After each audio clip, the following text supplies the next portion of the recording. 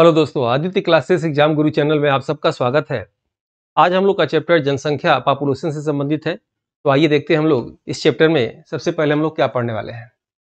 इस चैप्टर में सबसे पहली हेडिंग रहेगी हम लोग की जनसंख्या। जनसंख्या से संबंधित जो भी एग्जाम में प्रश्न आते हैं वो आपको इसमें बताए जाएंगे। उसके बाद पिछली जनगणना 2011 की संबंधित महत्वपूर्ण तथ्य जो अक्सर परीक्षा में पूछे जाते हैं उसके विषय में जानकारी लेंगे हम लोग। तीसरी हेडिंग रहेगी 2021 की जनगणना। याद रखिएगा, कोविड के कारण 2021 की जनगणना हुई नहीं है, यानी प्रथम डिजिटल जनगणना 2021 की होने वाली थी लेकिन हुई नहीं है। देखिए गवर्नमेंट कब कराती है अलग मैटर है, लेकिन कुछ उसके रिपोर्ट आए थे जो अक्सर एग्जाम में पूछे जा रहे हैं, वो रिपोर्ट इसमें रहेंगे। उसके बाद धर्म आधारित जनगणना अक्सर पूछा जाता है। 2011 जनगणना के अनुसार भारत और उत्तर प्रदेश का जनगणना संबंधित महत्वपूर्ण आंकड़ा हम लोग पढ़ेंगे। उसके बाद भारत के राज्यों का विवरण क्या है ये पढ़ेंगे। उसके बाद उत्तर प्रदेश की जनगणना के विषय में पढ़ा जाएगा। फिर उत्तर प्रदेश की जिलों का विवरण जो है क्या है इसके विषय में हम लोग जाना जाएगा। याद रखिएगा, ये बिल्कुल क्वाइन चैप्टर है। क्वाइन चैप्टर मतलब आपका निश्चित ही एक क्वेश्चन आपके एग्जाम में इससे रहते हैं और रहेगा, ठीक है, चूंकि सिलेबस में भी है और इसका एरिया काफ़ी बड़ा है। लेकिन जो भी इंपॉर्टेंट फैक्ट जैसे पूछे जाते हैं ध्यान से देखेंगे तो आपको जो है परीक्षा में प्रश्न और एलिमिनेट करने की क्षमता जरूर विकसित होगी। तो सबसे पहले हम लोग आते हैं जनसंख्या में। ये जनसंख्या देखिएगा, भारत की प्रथम जनगणना 1872 में मेयो के काल में हुआ। गवर्नर जनरल मेयो के विषय में आप जानते होंगे। मेयो कौन थे? तो इन्होंने ही, मेयो ने ही मेयो कॉलेज खोला था अजमेर में राजकुमारों को पढ़ने के लिए। एक अफगान द्वारा इनकी हत्या कर दी गई थी अंडमान में। और ये जो है इनके विषय में बस यही प्रश्न आता है कि भारत में सबसे पहले जनगणना कौन शुरू किया? 1872 में मेयो ने शुरू किया था, याद रखिएगा। लेकिन नियमित नहीं, नियमित अगर आपके एग्जाम में पूछ दे तो नियमित याद रखिएगा रिपन ने किया था। रिपन ने कब किया था? 1881 में। नियमित मतलब प्रति हर 10 वर्ष पे जो है जनगणना होगी। उस हिसाब से आप देखेंगे 1881 में पहली बार हुआ। 11 में आप देखे होंगे वो हिसाब से क्रम से जोड़ेंगे 81 से तो 15वां हुआ। लेकिन कभी कभी एग्जाम में पूछ देता है कि स्वतंत्रता के बाद यानी 1947 के बाद जो है 2011 की जनगणना कौन थी? तो 7वां था, याद रखिएगा। अब ये आपको 15वां और 7वां अंक याद रहेगा तो 21 का बता देंगे, यानी 16वां होगा 1881 के हिसाब से। आप मेरी बात समझ रहे होंगे। तो रिपन ने क्या किया कि नियमित जनगणना भारत में शुरू कर दिया। याद रखिएगा, रिपन को भारत का सबसे लोकप्रिय गवर्नर जनरल कहा जाता है। क्यों, किसने कहा? तो गोपाल कृष्ण गोखले ने कहा। गोपाल कृष्ण गोखले कौन थे? तो महात्मा गांधी के राजनीतिक गुरु थे। तो आखिर रिपन ने ऐसा कौन सा कार्य किया था जो भारत में सबसे लोकप्रिय गवर्नर का पद इसको मिला?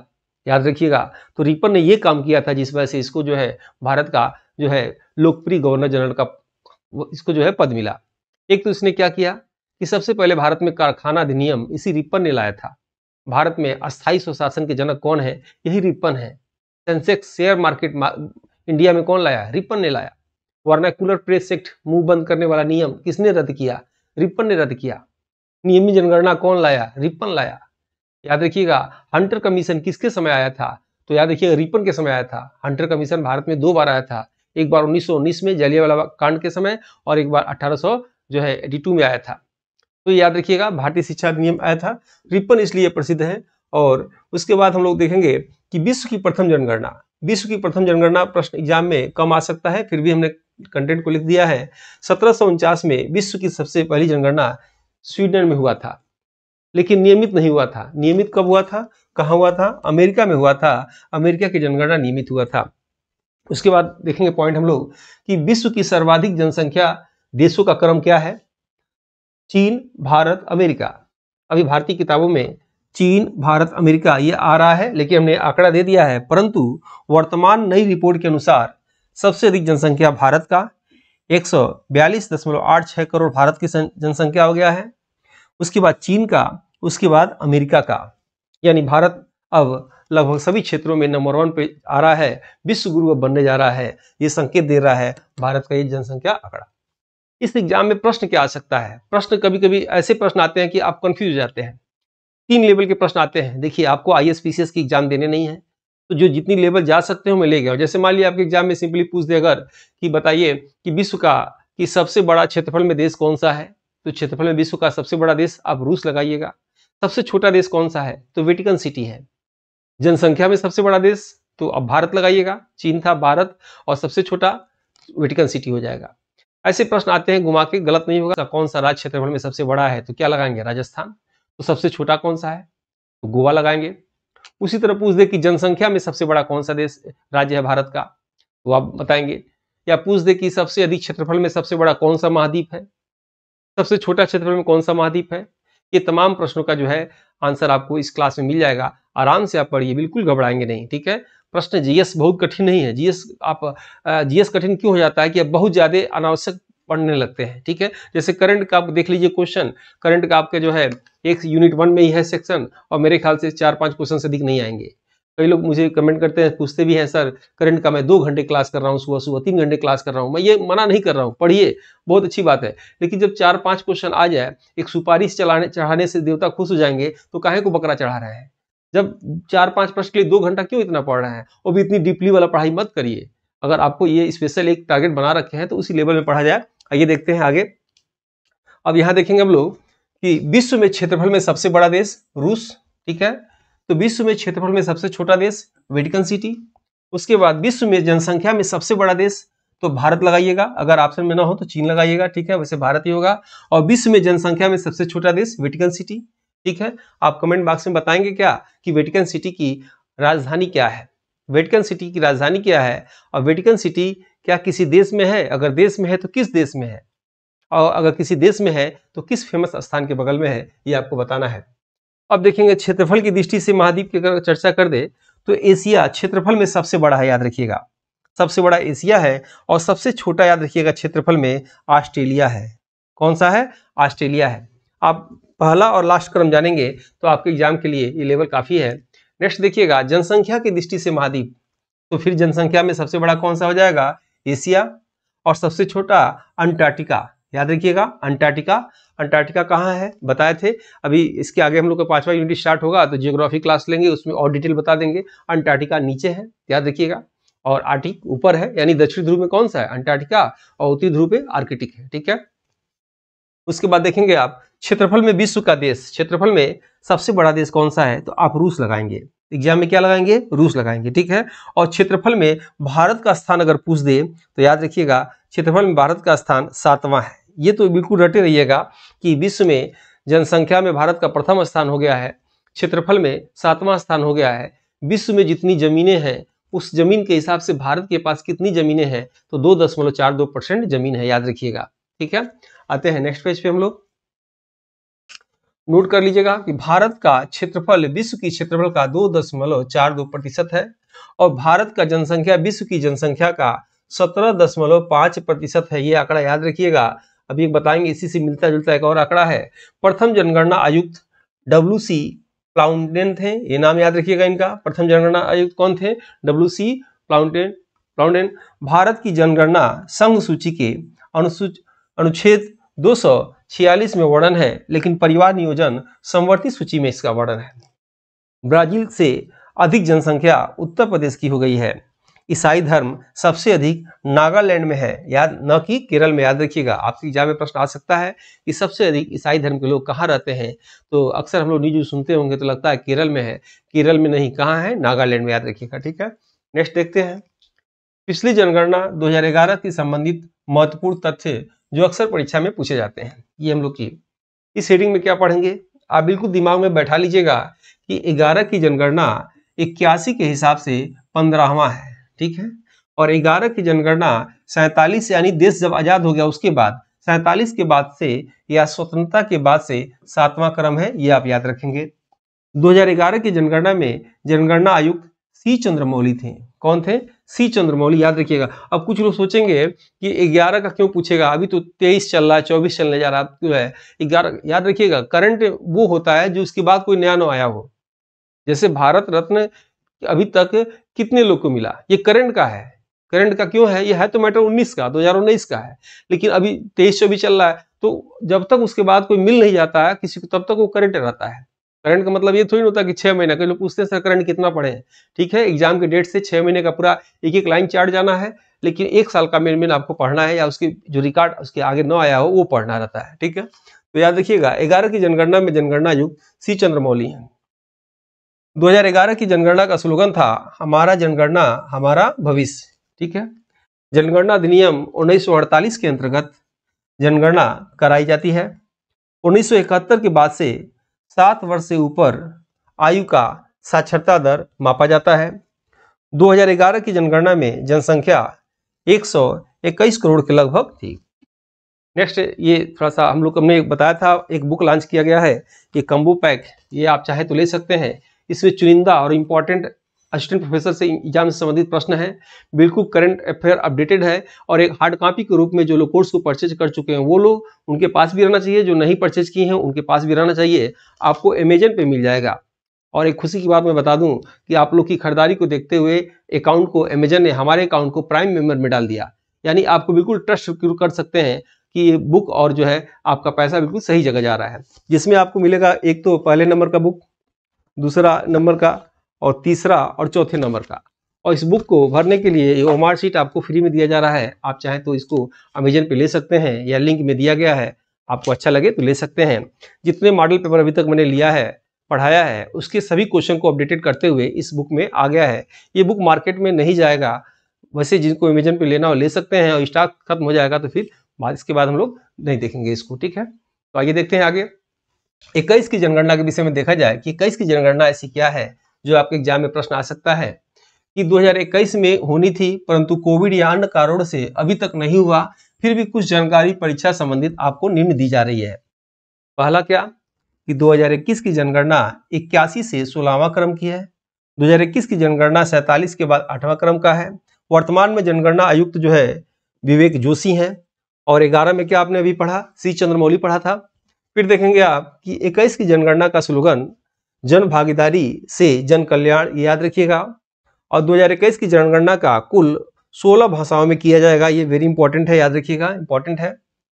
नेक्स्ट पेज में हम लोग आएंगे कि 21 की जनगणना भारत में प्रथम बार डिजिटल इलेक्ट्रॉनिक रूप में होगा। ये प्रश्न आ सकता है कि भारतीय इतिहास में जितनी बार जनगणना हुआ या क्या कभी डिजिटल हुआ, या पहली डिजिटल जनगणना कब होने जा रहा है, तो आपके आंसर देंगे 2021 का, जिसमें कोडिंग का प्रयोग किया जाएगा। जैसे कोडिंग 1 में पुरुष, 2 में महिला, 3 में ट्रांसजेंडर, ऐसे शब्दों का प्रयोग करके कोड करके जो है जनगणना किया जाएगा। उसके बाद आप देखेंगे 1911 से 21 में भारत की जनगणना 0.31% जनसंख्या क्या हुआ, घट गया, ठीक है। उसके बाद जनगणना के इतिहास में जनसंख्या का विस्फोट अवस्था 1951 से 1971 के बीच में कहा जाता है, क्योंकि इस बीच जनसंख्या तेजी से बढ़ गई। दो प्रश्न अक्सर एग्जाम में आते हैं, तो एक प्रश्न आता है कि जनसंख्या का महान विभाजन वर्ष कब था, तो 1921 लगाइएगा। ये पूछ देगा जनसंख्या का विस्फोटक अवस्था, तो जो है 1951 से 1971 के बीच, यानी इस पे जो है तेजी से भारत की जनसंख्या बढ़ी, कोई कंट्रोलिंग ठीक नियम उतने नहीं थे, तो इसीलिए इसको विस्फोटक अवस्था कहा जाता है। अब महाविभाजक अवस्था किसे कहा जाता है, 1921 की अवस्था को, ठीक है, उसके विषय में बताए थे। नेक्स्ट पॉइंट है कि सर्वाधिक 10 की वृद्धि 1961 से 1971 में 24.80% थी। धर्म आधारित जनगणना देखेंगे आप, इसमें है पहला है भारत में हिंदू धर्म को छोड़कर सभी धर्म को अल्पसंख्यक धर्म के नाम से जाना जाता है, जिनकी संख्या 6 है, ये याद रखिएगा। और जो निम्न है, पहला मुस्लिम धर्म, दूसरा सिख धर्म, तीसरा ईसाई धर्म, चौथा पारसी धर्म, और पांचवा बौद्ध धर्म, और छठवां जैन धर्म। याद रखिएगा, जैन धर्म 6वां अल्पसंख्यक धर्म है एवं सबसे साक्षर धर्म पूछेगा तो आप क्या लगाएंगे, जैन धर्म, ठीक है। अब चलिए इन्हीं धर्मों में से आप बताएंगे कि दादा भाई नौरोजी किस धर्म से संबंधित थे।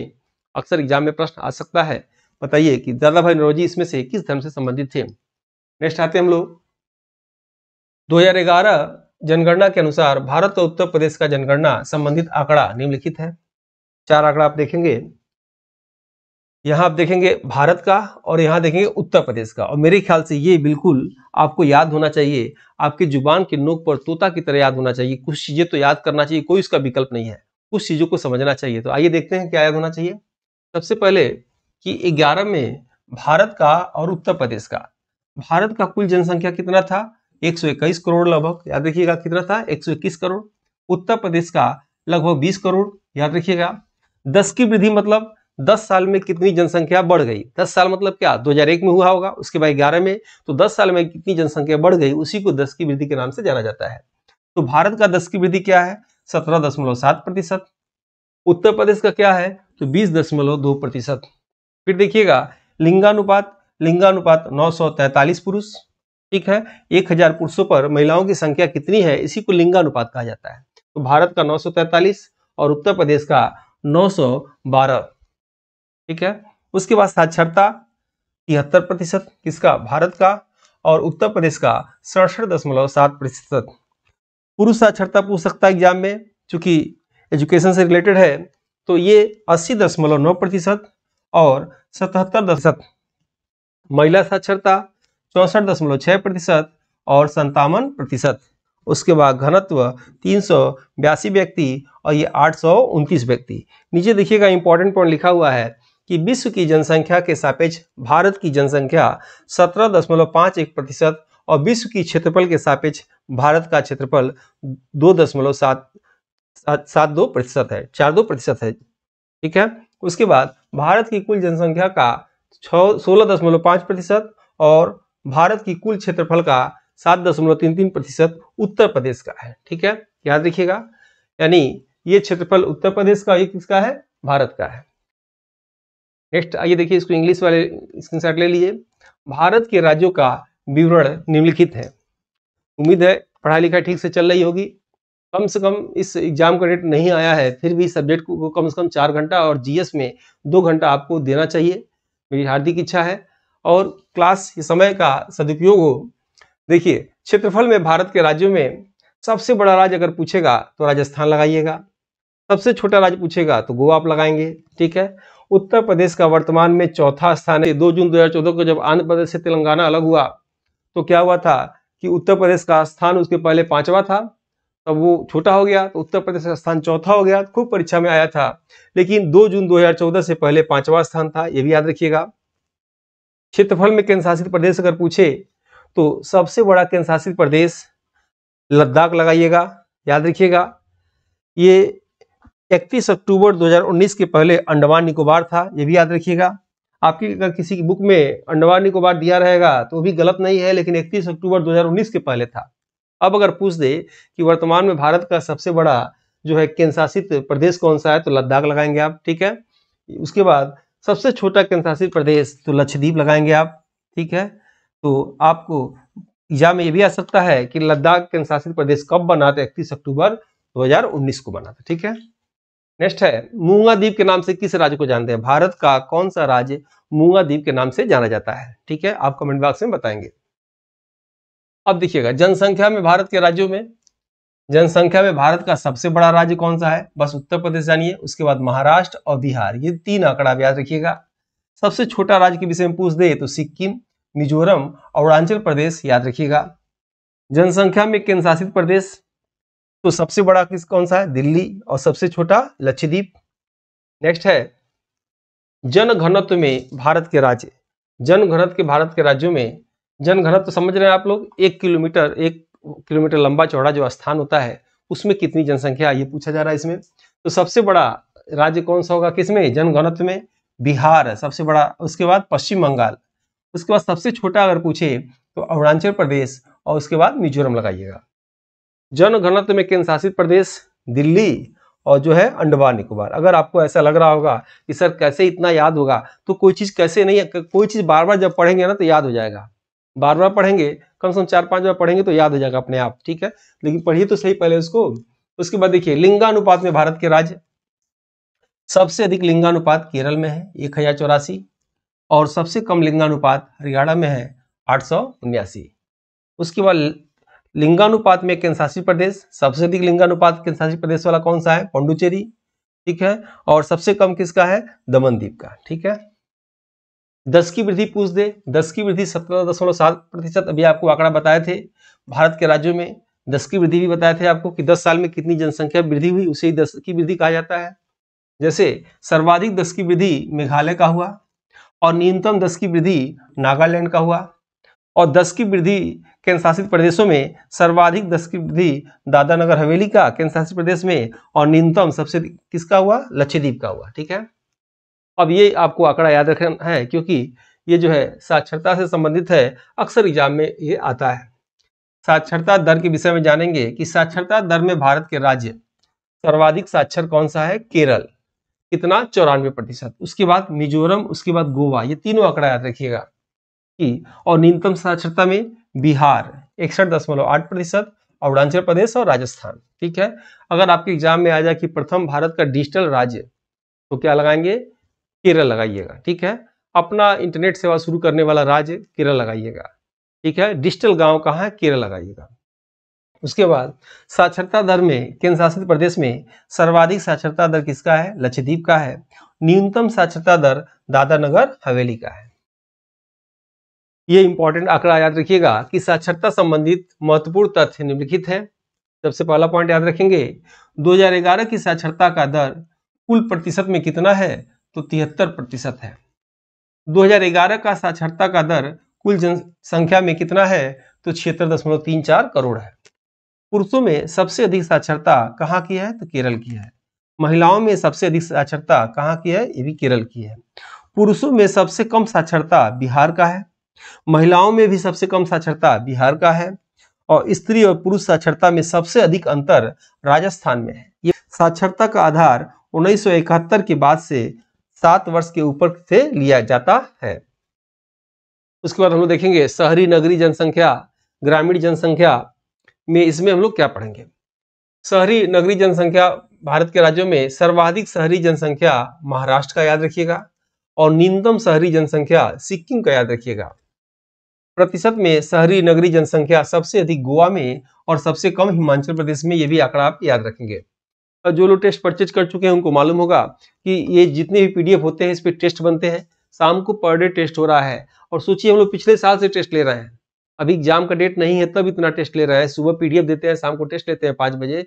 एग्जाम आ जाएगा तो इतना टेस्ट लेंगे, इतना प्रश्न आपके माइंड से गुजार देंगे कि आपको एग्जाम के क्वेश्चन जो है बिल्कुल आसान लगेंगे। और कुछ लोग टेस्ट देते नहीं है, टेस्ट देना चाहिए। आप मत पीडीएफ पढ़िए, डायरेक्ट दीजिए। और टेस्ट भी अनलिमिटेड वाली सुविधा है, उसको बार बार आप देख सकते हैं। टेस्ट देने के बाद एक काम जरूर आप करिएगा कि नीचे रिव्यू ऑप्शन होता है, उसको आप क्लिक करेंगे तो कौन से प्रश्न आपने गलत किया, कौन सा प्रश्न सही होगा, वो एक बार जरूर देख लेंगे तो आपके दिमाग में बैठ जाएगा। ये जरूर काम किया करिए। टेस्ट देने के बाद जरूर देखिए कि आपने कौन कौन से प्रश्न गलत किए, जो रेड में आएंगे, जो प्रश्न सही आंसर क्या वो ग्रीन में आएंगे, ताकि आपको जो है प्रश्न दिमाग में बैठ जाएंगे। और इस वीडियो को देखने के बाद जो इसका जो टेस्ट बना होगा इस पे, उसको आप जरूर हल करेंगे ताकि आपको आसानी हो। जो लोग टेस्ट परचेज नहीं किए हैं वो प्ले स्टोर पे जाके, या जो नंबर आपको दिखाई दे रहा है इस पे आप हेलो लिख के भेजेंगे तो आपको जो है लिंक जाएगा, उसे इंस्टॉल करके ऑनलाइन पेमेंट करके आप चाहें तो टेस्ट सीरीज में जुड़ सकते हैं। ठीक है, आते हैं नेक्स्ट हम इसमें। ग्रामीण जनसंख्या में भारत के राज्य, सर्वाधिक ग्रामीण जनसंख्या उत्तर प्रदेश का और न्यूनतम ग्रामीण जनसंख्या सिक्किम का है। प्रतिशत से ग्रामीण जनसंख्या सबसे अधिक हिमाचल प्रदेश में और सबसे कम गोवा में है। ठीक है, नेक्स्ट है कि अनुसूचित जाति की जनसंख्या भारत के राज्यों में पूछ देगा। सबसे अधिक एससी कहाँ? भारत में उत्तर प्रदेश में। तो सबसे कम एससी कहाँ? मिजोरम में। याद रखिएगा, ये आंकड़ा याद रखिएगा। लेकिन अनुसूचित जाति प्रतिशत में पूछ दे तो पंजाब लगाइएगा, और न्यूनतम अनुसूचित जाति अगर प्रतिशत में पूछे तो मिजोरम लगाइएगा। ये आंकड़ा आप याद रखिएगा। उसके बाद अनुसूचित जनजाति एसटी जाति के विषय में पूछा जा रहा है कि सबसे अधिक एसटी किस राज्य में? तो मध्य प्रदेश में। याद रखिएगा। और सबसे कम एसटी जाति अनुसूचित जनजाति कहाँ? तो हरियाणा में। लेकिन मध्य प्रदेश में पूछा है, अगर पूछ दे कि सर्वाधिक एसटी जाति प्रतिशत में पूछेगा तो मिजोरम लगा दीजिएगा, और इसमें भी अगर पूछेगा न्यूनतम में तो उत्तर प्रदेश लगा दीजिएगा। ठीक है, नेक्स्ट है धर्म के आधार पर जनसंख्या। अब धर्म के आधार पर जनसंख्या देखेंगे भाई कि जनसंख्या, सर्वाधिक जनसंख्या किसका है भारत में? हिंदू धर्म का। और सबसे कम जनसंख्या किसका है? जैन धर्म का। ठीक है, उसके बाद लिंगानुपात, लिंगानुपात देखेंगे सर्वाधिक लिंगानुपात किस धर्म का है? तो ईसाई धर्म का। और न्यूनतम लिंगानुपात किस धर्म का है? तो सिख धर्म का। साक्षरता में देखेंगे कि सर्वाधिक साक्षरता जैन धर्म और न्यूनतम साक्षरता मुस्लिम धर्म। नेक्स्ट है, ठीक है, इसी के साथ ही ये क्लास हम लोग ये ओवर करते हैं। और इसके बाद उत्तर प्रदेश की जनगणना है, काफी वीडियो लंबा हो जाएगा, इसलिए उत्तर प्रदेश का जनगणना जो है नेक्स्ट वीडियो में बना देंगे। वीडियो कैसा लगा फीडबैक जरूर दीजिए, ताकि इससे और भी सुधार के आपको वीडियो जो है दिया जाए। ठीक है, मिलते हैं नेक्स्ट वीडियो में। जय हिंद, जय भारत। अनुभवी टीम द्वारा यूपीएससी का टेस्ट सीरीज शुरू किया गया है जीके जीएस पेपर के लिए, जो 6 यूनिट वाइज है, जिसके अभ्यास से आप अपने जीके जीएस के कॉन्सेप्ट को क्लियर करके अपने लक्ष्य को आसानी से प्राप्त कर सकते हैं। अगर आप इस टेस्ट सीरीज को लेते हैं तो आपको फ्री में मिलेगा सभी यूनिट के मॉडल पेपर, 100 से अधिक हैं, और सभी यूनिट के PDF नोट्स हिंदी और इंग्लिश में, 50+ grouping test, 20+ unit wise test, 58+ PDF 5 test और 2014 से 21 तक साल भर पेपर है। इसके लिए आपको नई जानकारी के लिए टेलीग्राम ग्रुप पर आप जुड़ सकते हैं।